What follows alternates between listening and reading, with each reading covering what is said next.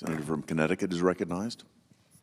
Thank you, Mr. President. I want to begin where my wonderful friend and colleague, Senator Whitehouse of Rhode Island, ended in opposing the nomination of Kash Patel to be director of the FBI. I served as United States Attorney as well, and I know firsthand what an investigation and a prosecution can do to an individual's life, even without a conviction. I used to tell my staff the most important thing we decide to do is to start an investigation or bring charges, because that person will be under a magnifying glass, having to defend himself, even if no charges are brought, and to defend himself even if there's no conviction, and the charges themselves can do irreparable harm to a person's reputation, his finances, his family, his life. We entrust these positions, investigative and prosecutorial, to people who deserve the credibility and reliance that we give them. So the position of director of the FBI or Attorney General of the United States or prosecutors and investigators who work for them are not ordinary positions. Even potentially in certain situations, they are more powerful than a member of the United States cabinet in the impact they can have on individual lives. For the ordinary nominee, any of the defects in character or experience or performance in past jobs would have been disqualifying. We live in a time that is not ordinary, and this nominee is not normal. I've never seen any nominee to a position of significant responsibility that has as many disqualifying factors in his or her background. But I think that one comment about him that strikes me whenever I read it is the full quote from former National Security Advisor John Bolton. Part of that quote has been cited by previous speakers. I want to read the whole quote. Kash Patel's conduct in Mr. Trump's first term and thereafter indicates that as FBI director, he would operate according to secret police chief Lavrenti Beria's reported comment to Joseph Stalin, "Show me the man, and I'll show you the crime." Now, very few people remember Secret Police Chief Beria and the terror he caused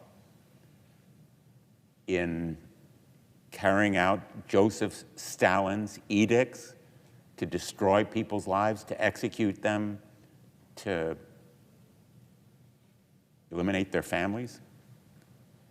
But the mantra of Beria and Stalin, "Show me the man and I'll show you the crime," make up the crime to fit the man and we will eliminate him.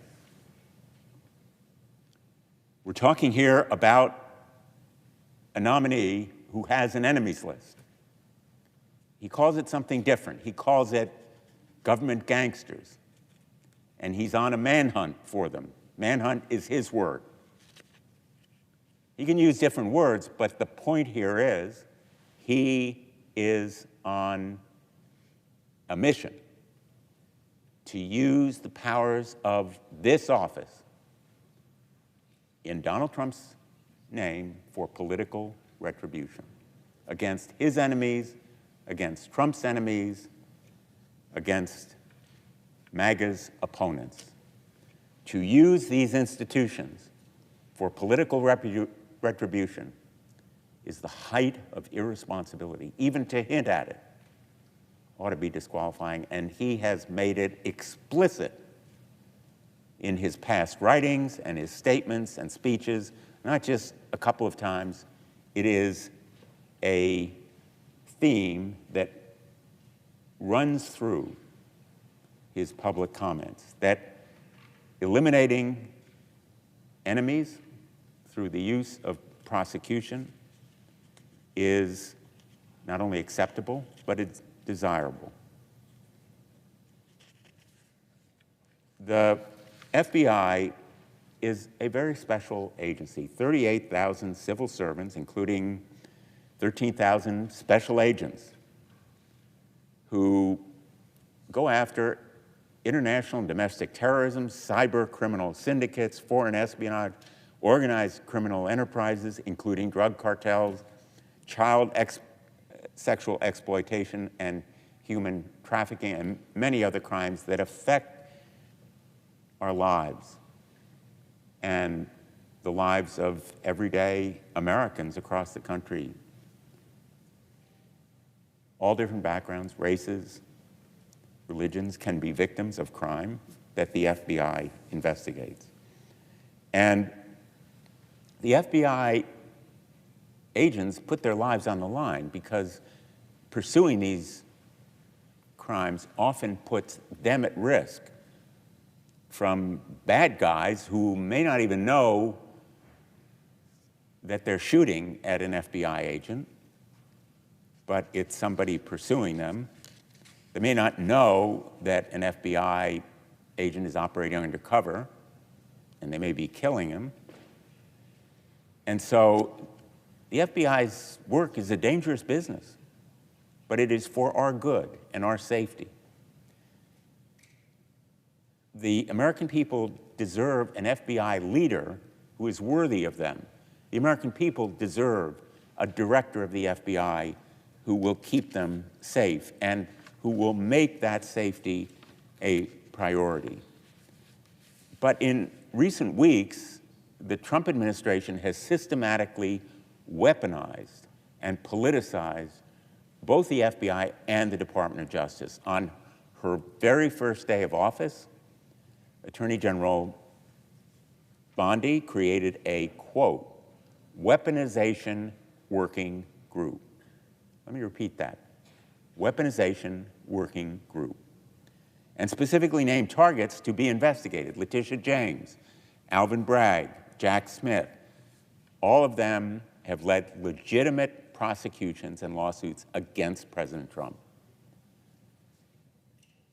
There have been reports that prosecutors and FBI agents have been reassigned from drug trafficking to do immigration enforcement, from terrorism task forces to immigration enforcement. And the administration has issued allegedly unethical or illegal orders, causing many top prosecutors to bravely resign rather than betray their oaths of office. We're talking about men and women who love their jobs in the Department of Justice and do them well.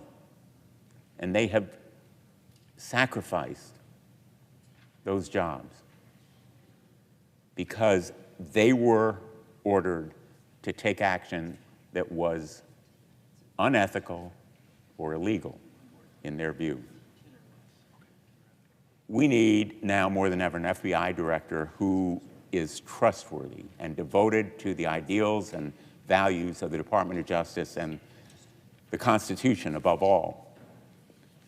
Anyone taking one of those jobs raises their right hand and swears an oath to the Constitution, not to the President, not to the Attorney General, not to any other official. It is to the Constitution. Kash Patel is not that person, not the person to have that immense responsibility, most especially at this moment. He lacks the judgment, he lacks the integrity, he lacks the character and competence to be FBI director.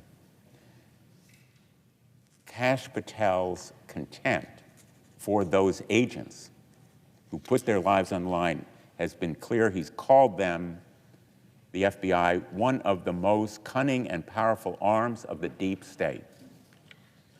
And there are now highly credible whistleblower reports that he may have directed the purging of senior leaders at the FBI, as well as potentially a mass firing of career FBI officials. Those FBI officials who served professionally with distinction, put their lives on the line, purged as a result of Kash Patel involving himself, in fact, in those decisions, even as under oath, in response to my questions, he said, quote, all FBI employees will be protected against political retribution. All FBI employees will be protected against political retribution. Well, we stood in front of the FBI headquarters this morning.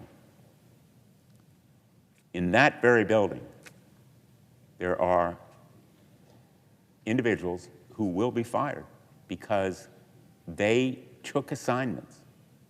They didn't choose, they were assigned to criminal investigation that happened to involve Donald Trump. Political retribution at its very height. And if he directed the purging of those FBI agents, contrary to the assurances he made to our committee at his nomination committee, Kash Patel was certainly less than truthful with us. I have not been without criticism of the FBI. None of us have been. No agency is perfect. But I am also betting that members of the FBI would say there's room for improvement in this agency. Kash Patel would slash and trash the FBI, not improve it. He would engage in political retribution, not constructive reform. He would weaponize the FBI with that enemies list. He may not say it's an enemies list. He may call them government gangsters. But that manhunt would involve political retribution. And he has conspiracy theories. He's trafficked in them.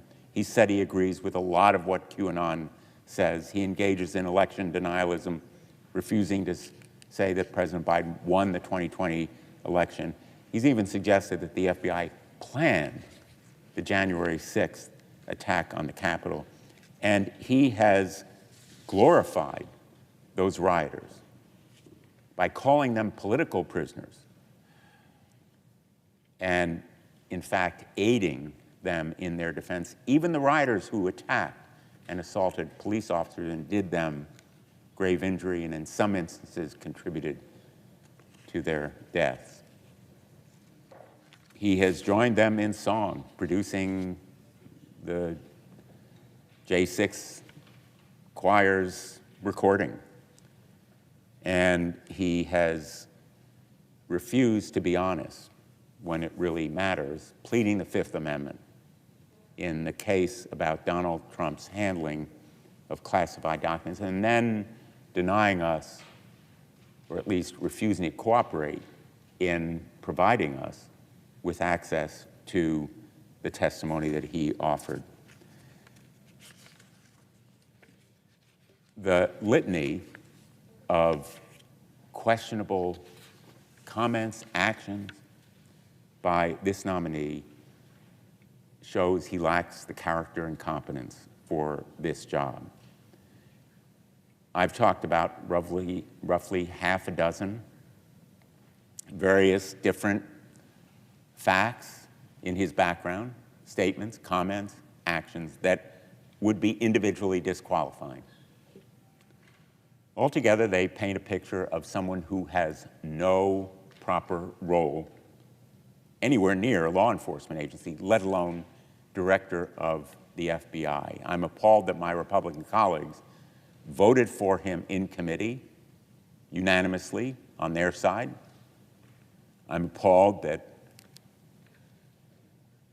so few may vote against him. on the floor today.